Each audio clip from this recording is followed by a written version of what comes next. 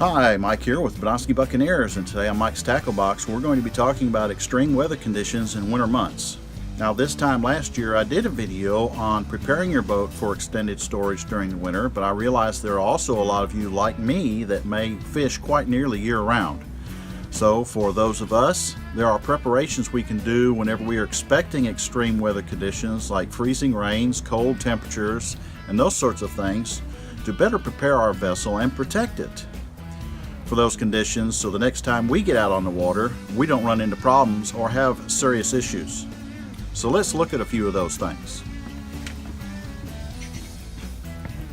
Now, for those of you that don't normally take your electronics off the boat, I might suggest if you're going to be expecting extremely cold temperatures, I'm talking about teens, 20s, maybe even lower, you might want to consider taking them off of the boat, packing them up, and bringing them inside where they're going to be nice and warm and safe, because a lot of electronics do not tolerate extremely cold temperatures very well.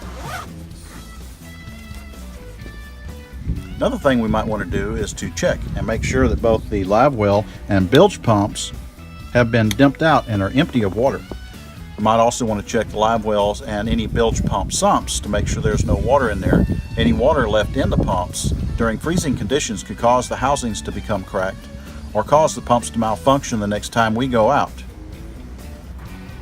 Alright, now just like when preparing for winter storage, when expecting freezing conditions, we want to take the engine and put it in an upright position, tilt it all the way down to where all of the cooling components in here get drained of all the water that's sitting in there. So if it freezes, we'll end up with a cracked block if we don't.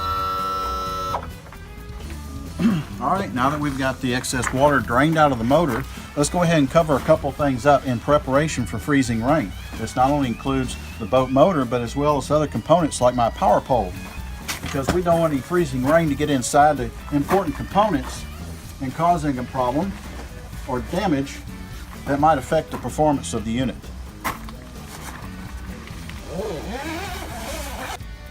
Alright guys, let's check a couple of these compartments out where we've got pumps and lines in.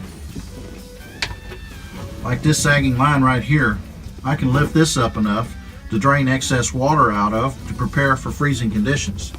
Also, don't forget about those raw water washdown stations.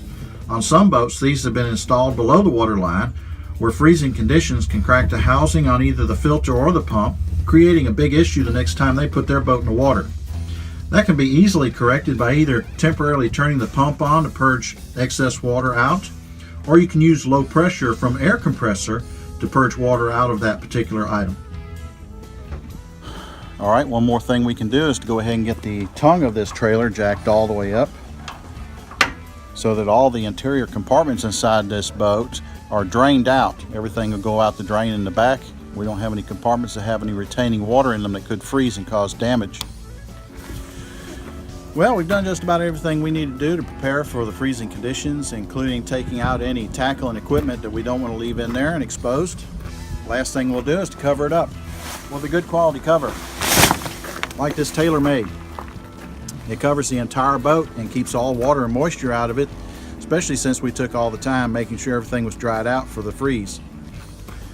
Now, this is typical for a boat that's going to be trailered in dry storage, either here at home or at your local facility. Now, I realize that it might be slightly different for those of you that keep your boat on or in the water. If you have any comments or suggestions, please leave them below, or you can email me. And if you have any questions, I might suggest that you contact your service technician or your boat manufacturer for their recommendations on how you should prepare your particular vessel. Well, that's going to wrap up Mike's Tackle Box for this episode. We hope you've enjoyed it, found it informative, and maybe slightly entertaining. Please like this video as well as all of our videos. We hope you have subscribed, and be sure and check out our Facebook page as well as our very informative website. It has local information for the Orange Beach and Gulf Shores area, including a webcam, as well as the local marine forecast, radar, and other useful information. We hope you all have a very blessed day. We hope to see you out on the water soon.